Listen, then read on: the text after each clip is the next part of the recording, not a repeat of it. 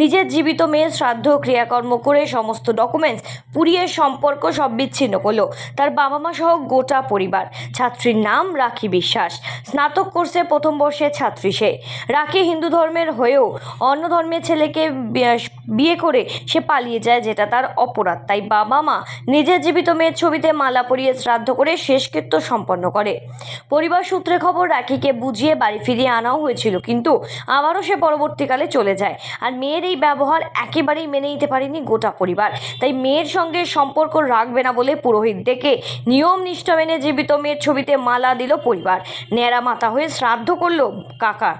বাবা টোটন বিশ্বাস কর্মসূত্রে ইসরায়েলে থাকে, আর তাই সেখানে অসুস্থ হয়ে বাবা সে হাসপাতালে চিকিৎসাধীন থাকায় বাড়ি ফিরতে পারছে না। তাই তার ভাই সোমনাথ বিশ্বাস, রাখির কাকা, সে তখন কি করে, মেয়ের সাথে সম্পর্ক রাখবে না বলে পুরোহিত থেকে নিয়ম নিষ্ঠা মেনে একেবারে ন্যাড়া মাথা হয়ে শ্রাদ্ধ করে।